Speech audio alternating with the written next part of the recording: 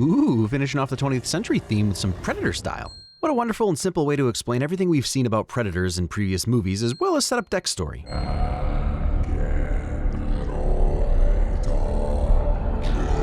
Like the Sardaukar from Dune before, nothing introduces a new world like distorted, throaty chanting. There's no question that this isn't Earth. There's always a bigger fish, which is again a fantastic way to establish the universe that the Yautja inhabit. Predators eat and prey until the apex destroys them all without even meaning to. Goodness, I'm rarely this excited for new world building, but you start hinting at giant creatures? And we're not even on the coolest planet yet. And immediately getting us stoked on the Yautja tech, and this was the moment that I had one of those shower thought bubbles appear over my head, because while as far as I know, Jim and John Thomas, as well as John McTiernan are all still alive, I'd still love to travel back in time to 1986 when they were filming Predator and just show them all this opening scene. This is what you're setting in motion, bro. The score alone would blow their freaking minds.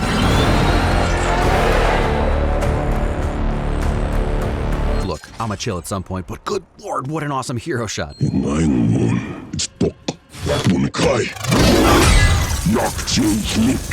Two quick lines explain our premise in a way that feels natural and not like exposition.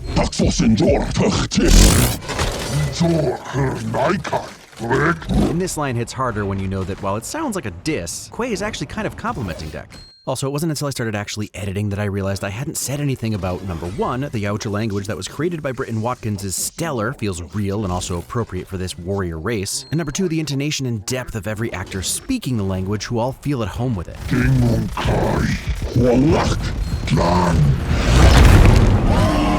Older brothers, am I right? More excellent exposition in only 5 words.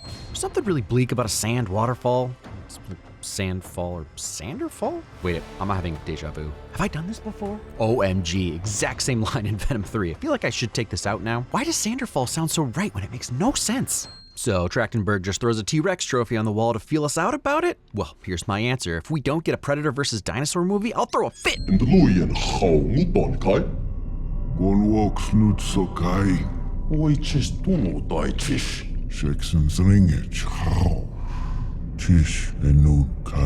This line kind of slipped by on my first watch, but this is why Deck is not like his father, and probably part of why Quay sacrifices himself. Goodness, Deck really is a runt compared to his brother. The way their cheeks shake when they talk?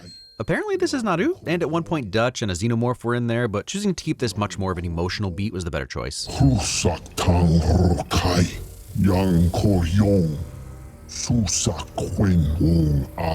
Everything pre-Predaddy showing up is so much more tragic when you know the truth. Quay is trying to get Deck off the planet to save his life as fast as he can.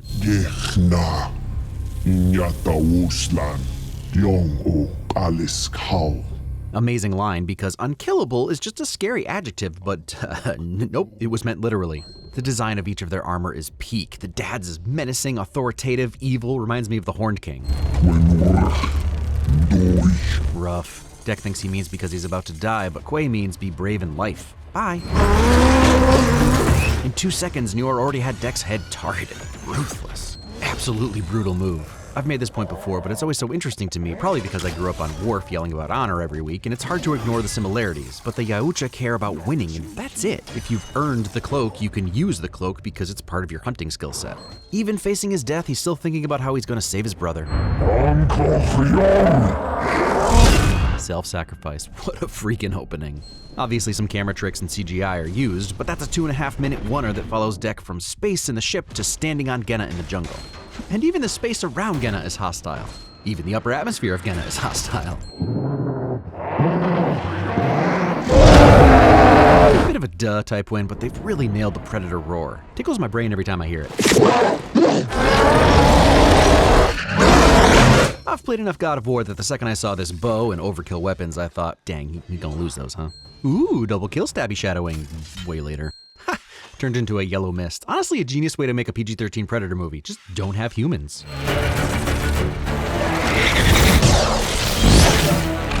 This film has been relentless so far, and now this amazing synthwave-esque score kicks in, and despite this being a new film, I'm immediately 13 again on my couch having my mind blown. Get me my Twizzlers. And this world building is immaculate. As Earthlings, the forest is usually a decently safe place for us, but this planet makes it immediately clear that he is in fact not safe in the forest. And even though Nior beat Quay and Quay beat Dek, we're finding out that Dek isn't some wimpy runt as his father calls him. He's still a badass predator and can throw down. The bar is just pretty dang high for Yautja. Only the likes of Danny Glover can truly take one out. Also, I feel like for me, this foldable sword might be a problem concerning keeping my limbs, but Dek uses every configuration to his advantage. No.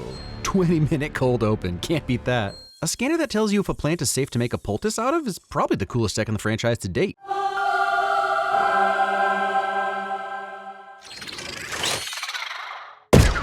Okay, so nothing is safe. Everything will kill me. It's good to know. Perfect design again because the pulsating needle plant is an immediate and unwavering no for me. Yautja!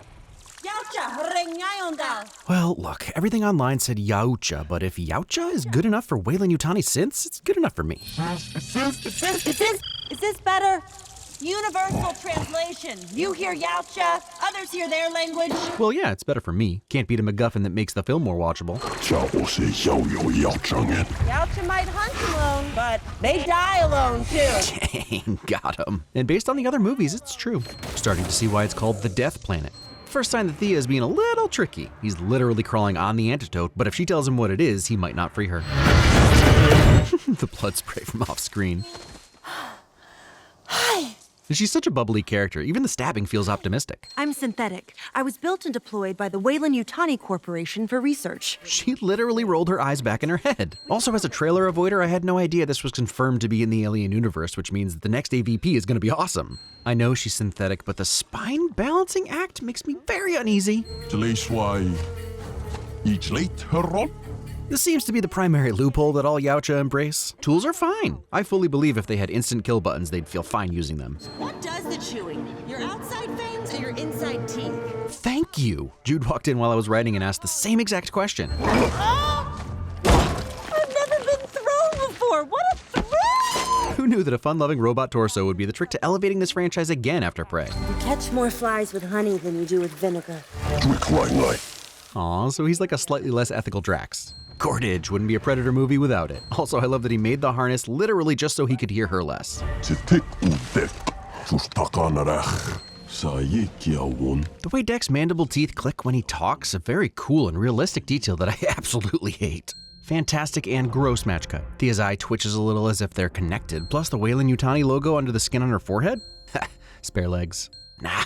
Such a smart move to again hold back what the Kalisk actually looks like for the obvious reason, but it also builds up the tension of this unkillable monster. There's part of me that always thinks, again, more bioweapons for Weyland? But yeah, combine a xenomorph's acid blood with the Kalisk's regenerating and everything is cooked. Where's Thea? The Yautja has Thea. Solid misdirect, making us think she cares. Also happy to see Mother is still kicking around for Weyland-Yutani. Pride Rock? Quick question. What should I be doing? Love what she's doing with her hands. I've never been more jealous than writers tasked with world building and then having to figure out how the creatures of that world might evolve, and in this case, it's all just to show us that the grass is dangerous. So having bone protrusions to protect your squishy bits is a must. The smartest misdirection was making Bud look like some kind of primate. Thea, nice to meet you. I'm falling in love with Thea one line at a time. Also, Bud scaring the bone bison could just be a loud noise spooking them, but the reality is she's a Kalisk, and everybody on Genna bolts when the Kalisk is around. Bud open hand slap Dek. The absolute disrespect.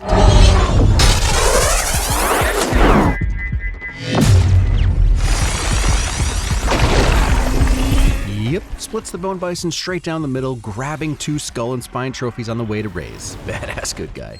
Game recognized game. That's not me censoring anything, that's a Lunabug spit. Oof, brutal. If you've ever chipped or cracked a tooth, you know. Besties? Genuinely terrifying sight. Also, Bug feels like a misnomer. Luna Nightmare? Yeah, Luna Demon. Tessa's white hair and clothes definitely add to her sinister vibes, but Elle deserves the majority of the credit. She looks like a completely different person just by how she holds her face. An almost minute-long wonder of synths kicking butt ending on blue flame-throwing carnage. This is the dream team right here. The dynamic trio. The dynamic trio! Remember when we went down the tree? Elle Fanning is really killing both roles. She's funny, weird, and way too much, but intentionally so. On paper, a funny robot sidekick in the new Predator film feels like a terrible decision, but it's not at all what I expected, so I think I love it even more. What was your favorite part? Using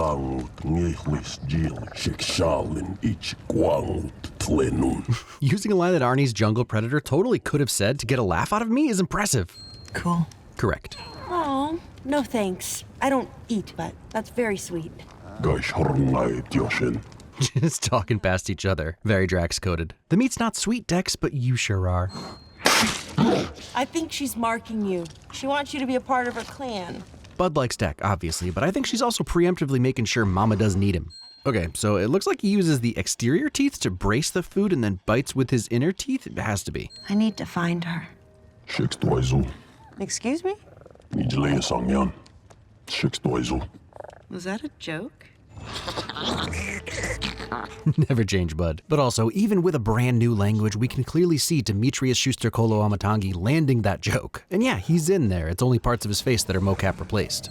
I like that it's not entirely clear how much of this is Bud emulating Deck because obviously she likes him, and how much is her messing with him because she obviously likes him. Is that a harvester from Independence Day in the middle? Also, it wouldn't make any sense, but that's the newborn skull, right? Not the Romulus dude, bro. The alien resurrection one? Although that's some kind of tusk. Well, it's some kind of hybrid. And even here, Elle proves her skill because Tessa is smiling or smirking, but it's still very clearly not Thea's face. Beautiful shot with a big ol' nope. Let's go. I like that at first he doesn't even clock that she's giving him the silent treatment because he doesn't think he did anything wrong, and also would probably have no concept of how we humans make each other feel like garbage without even talking.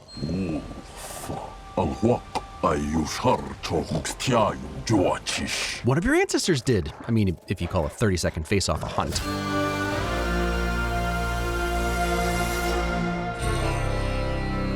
Sarah Schachner's prey vibes can be felt in this score, which I worried at first might not flow as well, but we're still in an untamed wilderness, and whatever she and Benjamin Wallfish did to write this is great, because I love it. It's good. It's a good score. And Deck and Thea traveling across the land feels almost nostalgic, like I'm watching a fantasy adventure quest movie from my childhood. It should be disgusting. The bone bison blood still on his neck kinda is, but it's making Thea's hair look dope. No, man. No. Stop that.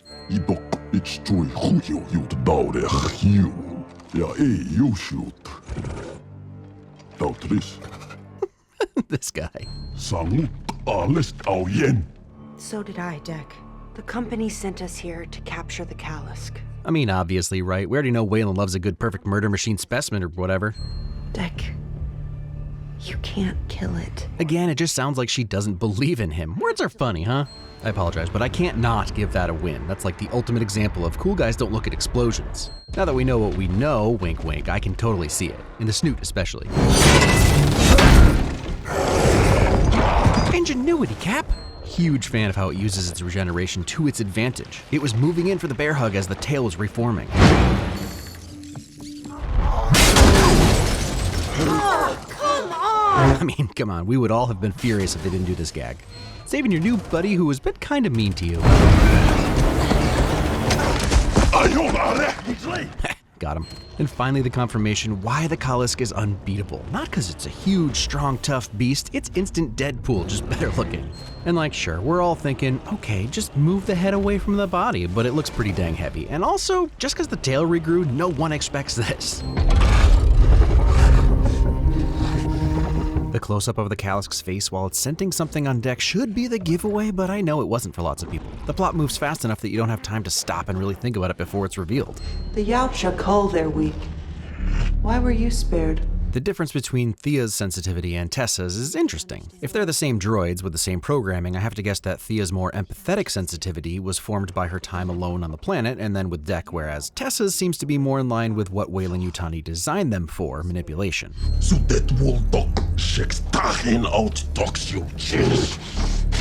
That feels like such a disrespectful threat because we know Yautja like to keep trophies, so he's saying you're not even worth a trophy. And you are now property of the Weyland-Yutani Corporation. It is a great honor for you.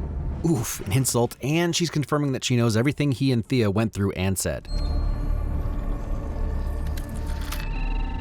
Okay, I thought I was going crazy before, but that's one of the bridge sounds from OG Star Trek, right? The Yautja is a great traveling companion. It's both sweet that she says this and also makes it clear that it's a new understanding of what they thought the Yautja were like. I didn't think the X-ray scanner from Romulus could get any cooler, but watching the dye go into his brain? Plus, it makes the probing so much more brutal seeing how far they go in. What can we be? Sisters. Even here, Tessa is rubbing her feelings in Thea's face, showing her that they can be faked. Motivate the Yautja to explain its weapons. And the unit? Box her up. And there's the clincher for Deck, witnessing Thea's family betray her as well. Yautja haloncheten? Yautja. Deck is just likable enough that we forget how bonkers Yautjas are. Thea probably assumed it would slime the synth. Hey, in case you were upset that Deck was just using bandages when we saw Jungle Predator use a dermagun like this, it was just back on his crashed ship. Shish achut kai boy. Wolf. Love that Deck took Thea's speech about alpha wolves in captivity to heart.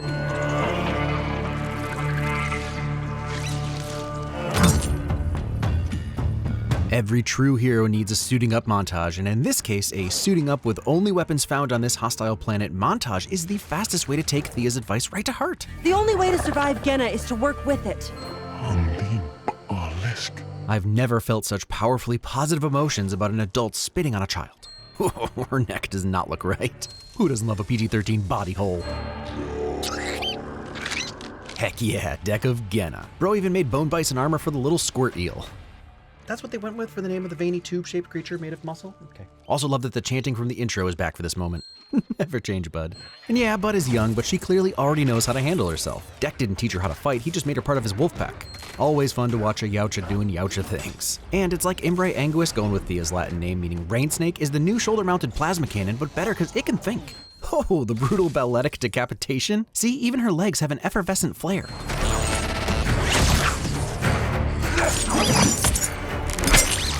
It's no Ropa-Hawk, but it's sick nonetheless. Teamwork! The hammer into the forehead and the kick in is such a gnarly move. It's honestly super fun to watch John Wick level violence, but with a sneaky PG-13 white goo loophole that keeps you from barfing. For real, I can enjoy plenty of gory violence in films, but it's nice to be able to see that moment and go sick instead of ew, sick. Yep. What are you doing here? You came back for me? Wolf. I appreciate that he just says it and doesn't try to hide it in some Yautja code stuff. Thanks, bud. I'm good. Honestly, fair. She's always seemed to need one. I see. On me. What a shot. Love the mostly even spacing as they all converge. Bunch of clankers have no idea. Yautjas are always smart in the Predator films, but often rely on their tech, so it's really fun to watch Deck do the sorts of tactics that more often than not the humans do in the Predator films. When you hear the footsteps, you think, no way they're gonna step anywhere near Ripley's toes, and then the mech is 3 times bigger and scarier. The flipping of baddies and goodies is really fun in this one. No, not my favorite small cylinder guy. The kind that might be difficult to get unstuck from a mini M&M's tube. Seriously, this actually did affect me a lot more than I would have expected. Little bro didn't even think twice, he just threw his life down for Deck like a member of the wolf pack. Self-sacrifice is self-sacrifice. Nice 30-second oneer during their fight. The camera stays in sort of a third-person shooter angle for most of it, but the focus moves back and forth between Deck and Tessa, which really makes every move feel even more frantic. What should we do about the creature? What creature? The look over the shoulder. Well played, bud. Hi, Deck. How does it feel to be hunted? Tish hoy wolf. Fantastic hero line.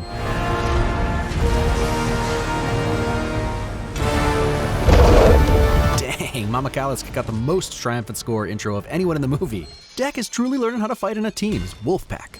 It's quick, so it's a little hard to see, but Bud protects Deck from the metal debris with her Darwin back. Was that a smile? I looked it up, and I will admit it is rare for animals to be bipedal when young and quadrupedal when adult. Frilled neck lizard is one, and the same logic applies. The size difference really makes it work. Mama Kalisk is carrying a whole lot more weight up front, so while she can walk on 2 legs, look at her biceps, those are arms, not legs. I have to guess 4 is just easier. Love this. Makes total sense in the context of what's happened, but wild to think about considering how the film starts.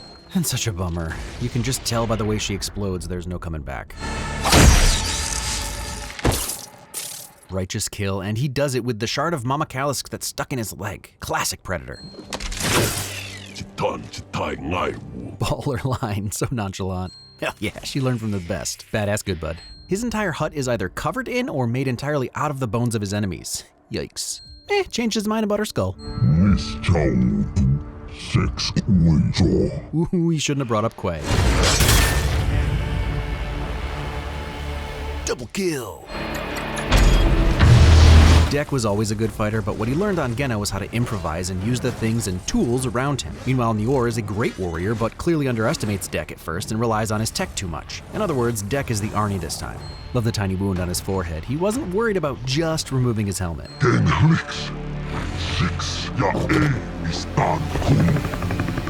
Impressive levels of confidence. Deck doesn't even need to be the one who kills his father. He beat him, he got the cloak, Bud can have the snack. More friends of yours? Oh man, he's dead. There's no sequel, he's dead. Especially if the females are bigger like in the comics. A rare movie that's actually better than the trailer. I can't remember if I watched this particular trailer, I think I did, but I was also surprised by the Weyland-Yutani androids. But the point is that this particular trailer, the one that most people saw, sold a worse movie than we got, in my opinion. So this is your first hunt? While true, is so boring compared to what actually happens. Side note, it's hilarious that they reduced the saturation and vibrance of the orange blood, which made it look more like human blood.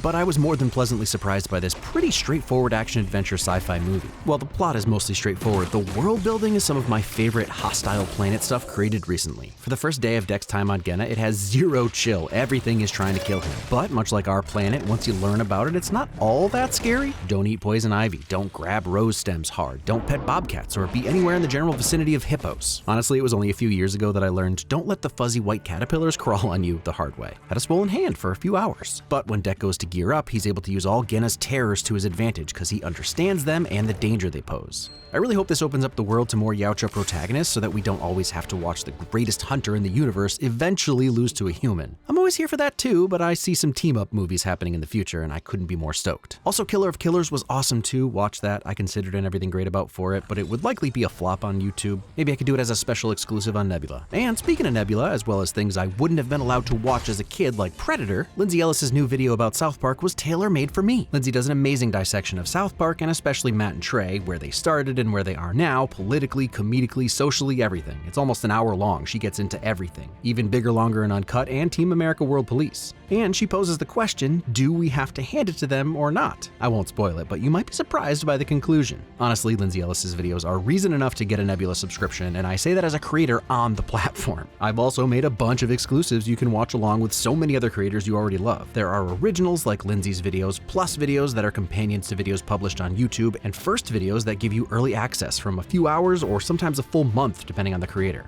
And every thoughtful video is ad-free, sponsor plug-free, and you're supporting me and all the creators with your subscription. And that's not just the platitude. I get an actual portion of the watch time revenue when you use my link to sign up. And you get 50% off an annual plan, comes out to just $250 a month. Or get $200 off a Nebula lifetime plan from $500 down to $300 when you use my link. So scan the QR code on screen, click the link in the description below, or go to go.nebula.tv/CinemaWins.